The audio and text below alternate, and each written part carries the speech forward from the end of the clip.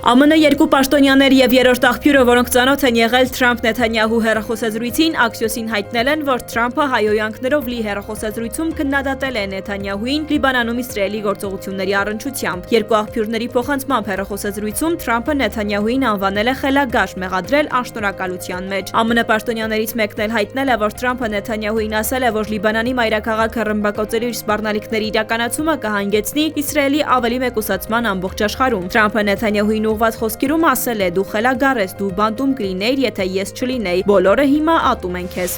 Թրամփը հայտարարել է, որ Միացյալ Նահանգները եւ Իրանը կարող են ավարտին հասցնել փոխընդբռնման հուշագրի ստորագրումը հաջորդ շաբաթ։ Կարծում եմ մենք խոսում ենք հաջորդ շաբաթվա մասին, ասել է նա ABC News-ին տված հարցազրույցում հարցին, թե երբ կավարտվի փաստաթղթի ստորագրումը։ Թրամփը սակայն հավելել է, որ ինքը չի համաձայնվել փաստաթղթի նախորդ տարբերակի հետ։ Իսպանիայի կառավարությունը բացառել է թագավորության մասնակցությունը Հորմուզի նեղուցում տեղի ունեցող որևէ ռազմական գործողության, որը կարող է սրել հակամարտությունը։ Իսպանիայի արտաքին գործերի նախարարի հայտարարությունն է։ Մենք կարծում ենք, որ այս ճգնաժամի համար ռազմական լուծում գոյություն չունի։